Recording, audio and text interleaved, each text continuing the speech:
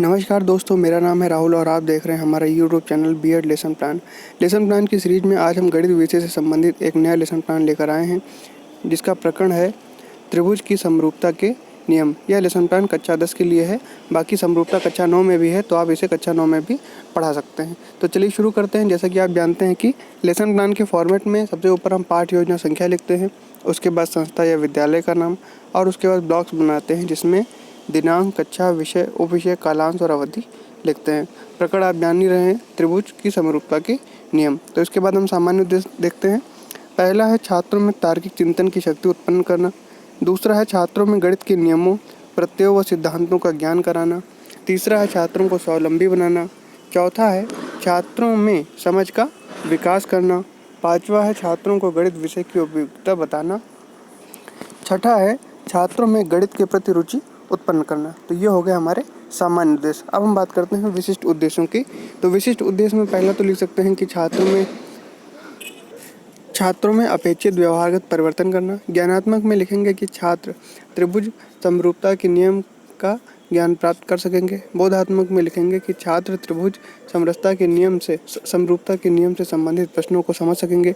कौशलात्मक में लिखेंगे कि छात्र त्रिभुज समरूपता के नियम से संबंधित प्रश्नों को हल करने का कौशल प्राप्त कर सकेंगे। और अनुप्रयोगात्मक में लिखेंगे कि त्रिभुज समरूपता के नियमों द्वारा प्रश्नों का अनुप्रयोग कर सकेंगे। शिक्षण विधि में विश्लेषण और उदाहरण विधि का प्रयोग करेंगे। पूर्व ज्ञान में लिखेंगे कि छात्र त्रिभुजों के प्रकार, कोणों के प्रकार तथा गुणधर्मों को जानते हैं, वह त्रिभुज के समरूपता के नियम से परिचित हैं। सहायक सामग्री में रोलर बोर्ड व कक्षा उपयोगी सामग्री इत्यादि लिखेंगे। प्रस्तावना में 2 कॉलम बनाएंगे, छात्राध्यापक क्रियाएं और छात्र क्रियाएं। 3 रेखाओं से घिरी आकृति को क्या कहते हैं? तो छात्र क्रियाओं में लिखेंगे कि त्रिभुज। इसको पूरे वाक्य में लिखेंगे, 3 रेखाओं से घिरी आकृति को त्रिभुज कहते हैं। फिर चित्र बनाएंगे, ये कौन सा त्रिभुज है? तो छात्र क्रियाओं में लिखेंगे कि समकोण त्रिभुज है। फिर थोड़ा बड़ा त्रिभुज बनाएंगे, फिर पूछेंगे कि ये किस प्रकार का त्रिभुज है? तो छात्र क्रियाओं में लिखेंगे कि समकोण त्रिभुज है। फिर चौथा प्रश्न करेंगे कि जब कोई दो त्रिभुजों की संगत कोण बराबर हो तो ऐसे त्रिभुज क्या कहलाते हैं? तो उत्तर में लिखेंगे कि समरूप त्रिभुज कहलाते हैं। अब 5वां प्रश्न है कि समरूपता का नियम क्या है? तो ये हो जाएगा हमारा समस्यात्मक प्रश्न। और यहीं से अपना उद्देश्य कथन प्राप्त करेंगे कि बच्चों, आज हम लोग सभी त्रिभुज के समरूपता का नियम को विभिन्न उदाहरणों से हल करना सीखेंगे। अब प्रस्तुतिकरण में कॉलम बनाएंगे, छात्र अध्यापक क्रियाएं, छात्र क्रियाएं और श्यामपटकार। तो पहला है कि समरूपता क्या है? उत्तर में लिखेंगे कि वे आकृतियाँ जिनके आकार समान हो परंतु उनके आमाप का समान होना आवश्यक न हो, ऐसी आकृतियाँ समरूप आकृतियाँ कहलाती हैं। दूसरा है आकृति में यदि, अब ये चतुर्भुज की बात हम कर रहे हैं कि PQ जो है, ये जो PQSR जो चतुर्भुज है हमारा, तो इसमें कह रहे हैं कि PQ और समानांतर है RS से। तो सिद्ध कीजिए कि त्रिभुज POQ समरूप है त्रिभुज SOR के। तो क्या करेंगे, इसको सिद्ध करेंगे। तो क्या दिया है? तो PQ समांतर है RS से, कोण P बराबर है कोण S के। अब इसमें कोण P देखेंगे, कोण P बराबर है कोण S के। क्यों? क्योंकि एकांतर कोण है। कोण Q बराबर है कोण R के, ये भी एकांतर कोण है, इसलिए बराबर है। तो 6 नंबर में लिखेंगे, 6 नंबर बिंदु में कि कोण POQ बराबर कोण SOR हो जाएंगे, क्योंकि ये शीर्षाभिमुख कोण है, इसलिए त्रिभुज POQ समरूप त्रिभुज SOR कोण, इसमें जो है तीनों कोण जो हैं वो मिले हैं, तो कोण कोण कोण यानी AAA समरूपता कसौटी से ये सिद्ध होगा। अब लिखेंगे कि इस प्रश्न में हमें क्या प्राप्त हुआ? तो छात्र क्रियाओं में लिखेंगे कि तीनों संगत कोण बराबर हैं। फिर लिखेंगे यदि संगत कोण बराबर हैं तो त्रिभुज क्या कहलाता है? उत्तर में लिखेंगे कि समरूप त्रिभुज कहलाता है।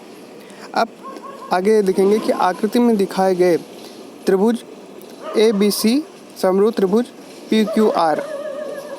तो यहाँ 2 त्रिभुज दे रखे हैं। अब आगे देखते हैं क्या लिखा है कि इन आकृतियों में संगत कोण क्या है? तो छात्र क्रियाओं में लिखेंगे कि कुछ नहीं दिया गया है। दूसरा है कि संगत भुजाएं कितनी हैं? तो लिखेंगे कि त्रिभुज ABC में 2 सेंटीमीटर 3 सेंटीमीटर की भुजाएं हैं और 2.5 सेंटीमीटर की हैं, और PQR में 6 सेंटीमीटर 5 सेंटीमीटर और 4 सेंटीमीटर की है। फिर आगे लिखेंगे कि भुजा QR भुजा AB का कितना गुना है? तो 2 गुणे 2 यानी 2 गुणे 2 में 4 है, तो वो 2 है, तो यानी 2 गुना है। फिर भुजा PQPR जो है भुजा BC का कितना गुना है? तो 2.5 गुणे 2 यानी ये भी 2 गुना है। अब भुजा PQAC का कितना गुना है? तो ये भी 2 गुना है। तो दूसरे त्रिभुज की प्रत्येक भुजा पहले त्रिभुज की संगत भुजाओं की कितनी गुनी है? तो सब जो है वो 2 गुनी है। अतः त्रिभुज ABC जो है वो क्या है, समरूप है त्रिभुज पी क्यू आर के। कक्षा कार्य में लिखेंगे कि आकृतियों में दिखाइए कि त्रिभुज ए बी सी समरूप है त्रिभुज पी क्यू आर के। तो ये दो त्रिभुज दे रखे हैं। निरीक्षण कार्य में लिखेंगे कि अध्यापक कक्षा कार्य करने का निर्देश देकर कक्षा में घूम घूम कर निरीक्षण करेंगे व छात्रों में आई समस्याओं का व्यक्तिगत रूप से समाधान भी करेंगे। गृह कार्य में लिखेंगे कि आकृति में दिखाइए कि त्रिभुज ए बी सी समरूप है त्रिभुज पी क्यू आर के।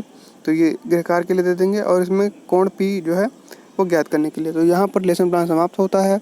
आपको वीडियो कैसा लगा कमेंट करके जरूर बताइए। वीडियो को लाइक करें, चैनल को सब्सक्राइब करें और दोस्तों के साथ शेयर करना ना भूलें। धन्यवाद।